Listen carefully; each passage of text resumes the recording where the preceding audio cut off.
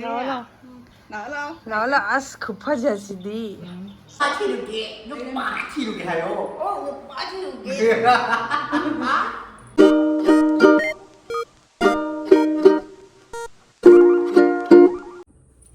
Hello everyone, good morning.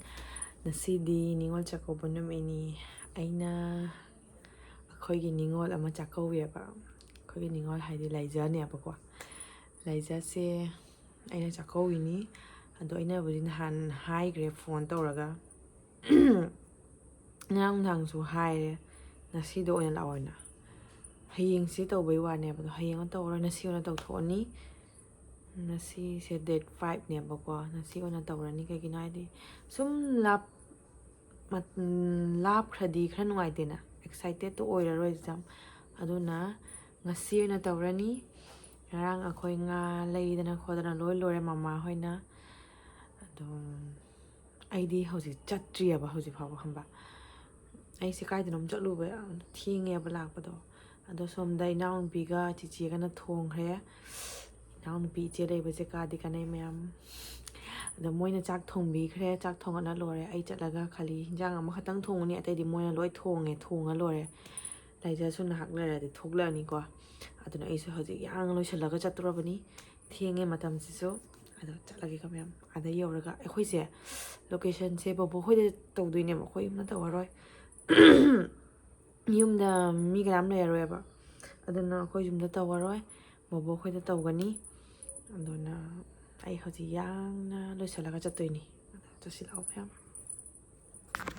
chang hinjang ni loi rame moina hauri na sigi se ado sen na maring khangau bani ado dai di sen na ngasing thongba ado sen na ngatoi Elisana aina thongani ko hoje ichi ga naw lei ba se yam nungai jare aina thongbirame yam nungsi aina thiengna labini moi loi thonga leirame ba ado hoji laija se la ai thoktoini hame ki da thokare yore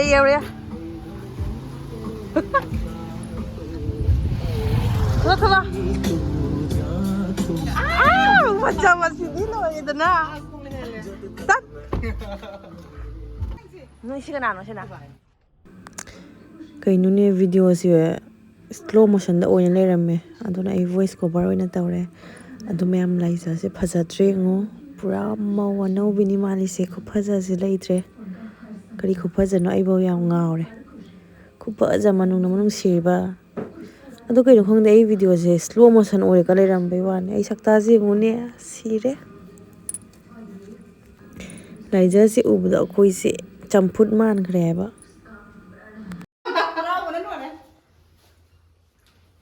hoi ma mai poche me am je ong pik ka thali po khai do re jam purai sang mo la tu ni sa se ka tu mo tok chi ba son dei ben ma pasam riam na kai no pida piro kari no wow red ni akoi ma wana wigi set se lai chum mamma se ne mai la to mam ai mo pai se kai dinga li kai dinyo nang phone camera re ka pa bodi phone ke ma lai kan na ba ji haji lai ka tore lai ka na ba pro me am si ke am jang phro mane haji chere mina lai sa ba taw bi dore mai sam ki mangi gai ko khong ba mangi ko pun ko pun ne ba oh cái nó nhỉ mà đi là qua đâu thì mà cái gì nó không nhỉ cái sao là cái gì đó cái mà muối mà gì nó không lấy mà muối madub thajari laisa loi be ma khoi di pai ja dre jari kan phai na ba ko idri chahi ai da phai da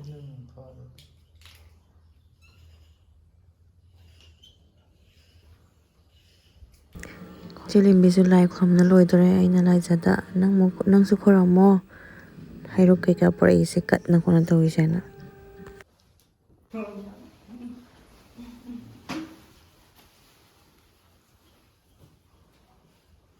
lai khoram jari ai gi mau se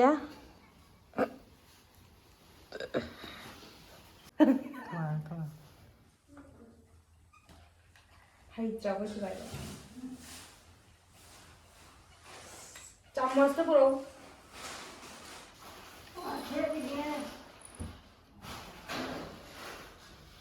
남들의 ශක්තිය 자우들의 트रेंडी කුම්තරක් පොයිලා ගන්න. Hadi buat jen bagi lajana purpose indo lo na jen bagi jumda. ꯖꯨꯝ ꯖꯦꯟꯗꯣꯏꯅꯤ ꯍꯧꯖꯤꯛ ꯑꯩ ꯈꯨꯐꯝꯁꯤꯗꯤ Jan không muốn jan. Ôi ada pu một này. ꯂꯣꯏꯔꯦ ꯍꯤꯟꯖꯥꯡꯁꯦ ꯕꯨꯕꯨ ꯅꯣꯏ ꯆꯥꯕ ꯌꯥꯔꯅꯤ. Ủa nè, ông đi sao? Đi sao ta? Bu bỏ kem tang thì biro.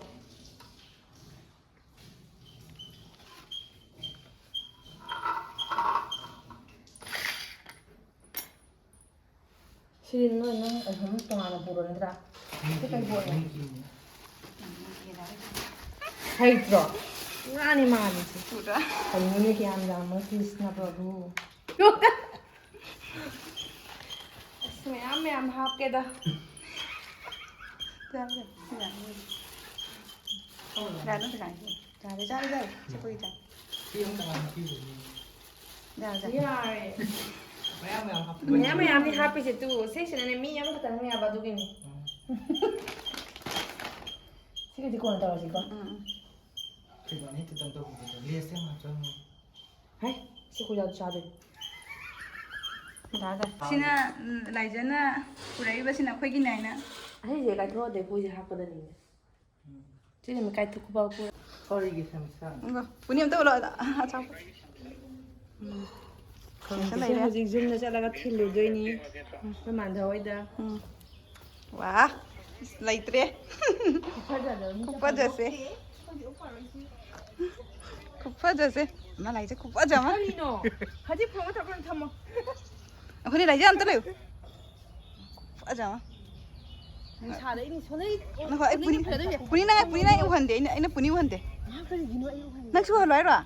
아 100 Oh uhan le wala. 이 사이 왕 갔다. Wang kala. Kupa jama. Wah. 먹는 거니. 호치마 하나 봐야지. 하나 이노. ꯆꯠꯂꯨ ꯈꯔꯤ ꯍꯧꯖꯤꯛ ꯑꯩꯈꯣꯏ ꯄꯣꯠ ꯌꯦꯡꯕ ꯆꯠꯂꯤ ꯑꯩꯈꯣꯏ ꯃꯥꯟꯙꯋꯥꯏꯗ ꯑꯃꯁꯨ ꯚꯤꯗꯤꯑꯣ ꯅꯝꯃꯒ ꯂꯦꯞꯄ ꯌꯥꯗꯦ ꯑꯣꯟꯊꯅꯤꯀꯣ ꯑꯣꯟꯊꯔꯗꯤ ꯂꯣꯏꯔꯦ ꯅꯪ ꯑꯣꯟꯊꯔꯗꯤ ꯂꯣꯏꯔꯦ ꯑꯩꯈꯣꯏ ꯃꯥꯡꯖꯔꯦ Nào nào. ꯂꯥꯛꯑꯣ ꯂꯥꯛꯑꯣ ꯑꯁ ꯈꯨꯐꯖꯁꯤꯗꯤ 능근 ꯂꯩꯇ꯭ꯔꯕꯤꯅꯤ ꯅꯪꯒꯟꯁꯤꯗꯤ ꯑꯇꯩꯁꯨ ꯂꯩꯇ꯭ꯔꯕꯤꯅꯤ ꯌꯥꯔꯦ ꯌꯥꯔꯦ 야 매양 대박. Quay nào không mà lọc. ꯈꯨꯌꯥꯝꯁꯦ ꯅꯪꯒꯤ Yang nào nó phải nó bật. 야 수아메리. ꯏꯅꯥꯎꯒꯤ ꯃꯆꯦ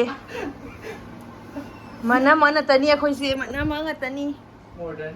ꯃꯣꯗꯔꯟ ꯃꯅꯝ ꯉꯥꯛꯇ ꯑꯩꯈꯣꯏꯗꯤ ꯈꯣꯡꯒ꯭ꯔꯥꯎ ꯁꯦꯠ ꯍꯧꯖꯤꯛ ꯆꯥꯊꯔꯒ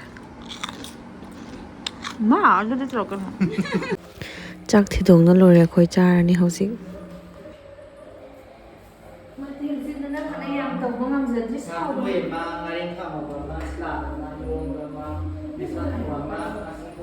보라 여기서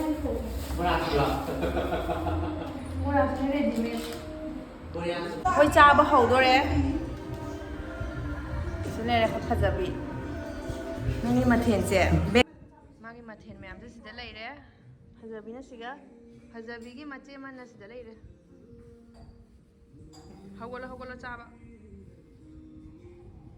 ꯑꯩꯒꯤꯗꯤ ꯇꯨ ꯁꯤ ꯑꯣꯏꯅ ꯆꯥꯔꯅꯤ ꯁꯣꯔꯤꯌꯥꯗ ꯑꯣꯏꯅ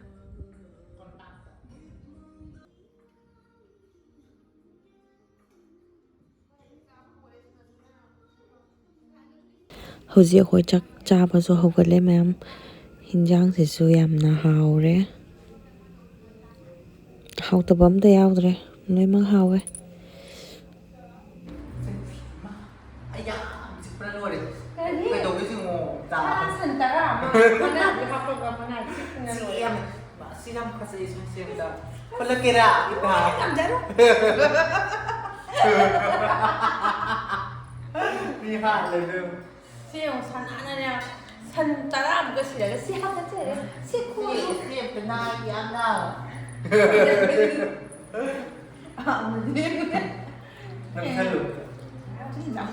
jadi.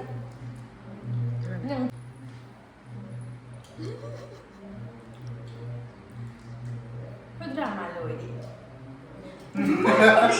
Bisa ya? Ini drama lo. Apa harus coba lu ini? Kau mau jadi ini bangga? Lupa ciluke. Lupa ciluke hayo. Oh, lupa juga. Udah syukur ini Pak, ini Grodo. Sedapit pacha bang piludori. Maglilay ka rin. Parang pase. Kadine. Tawban ko pa no. Tawban ko. Sino ba daw ito? Kainom. Kay Nom ka rin. Dahil. Balora ko yung mga one ka rin.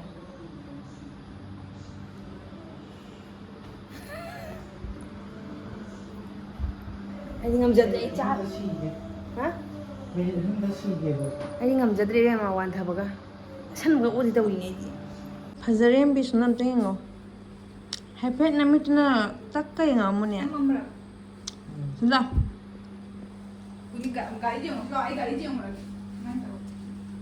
Ma! Kunyam to.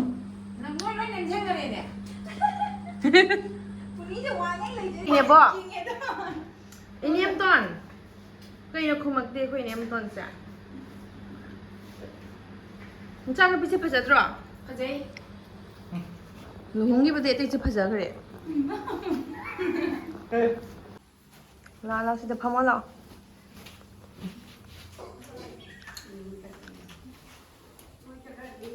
Sini menang sa phamo la.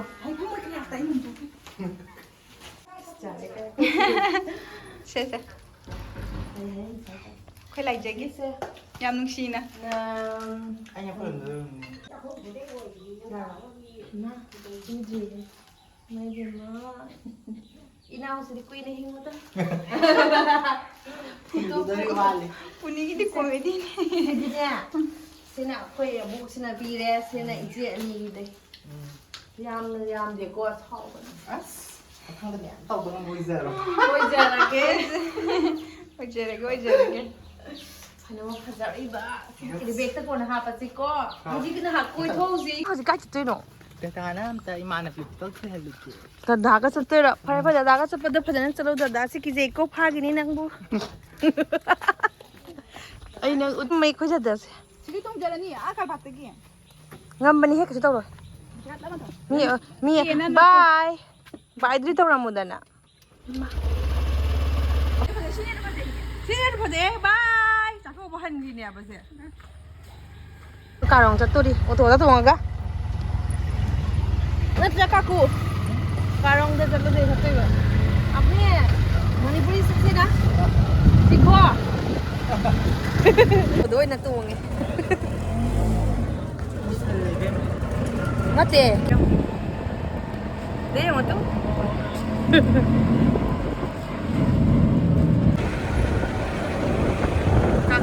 से पकान दे को हजी लाइजा thin बथोक ले मोगी इबाई सुला ए तो आदा फम ले Ini jenguni. सिसली हो कोई सतोरे या मोके Ya, kino na jenguni ya. कोई हजी थोक तोरे लाइजा थिन बथोक ले नि बाय बाय Bye bye. फजना चटलु को Chắc luôn. युमी और को फोन तरो यो रे ने लंबी हंगदा आई चिंता मा गई नि बाय बाय फजना चटलु को ले होरगे लेहौरगे ना मानी लेहौरे को बाय बाय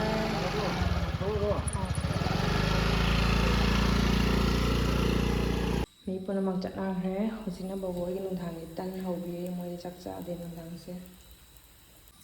से लोरगा मोय चा पिठा मागा तन पिजा हमबा लोरगा इमो हलनी अंदोने मसीगे निवा चकौबा ची समय सुम लोय सल्ले मैम यामासु नोंगाइख्रे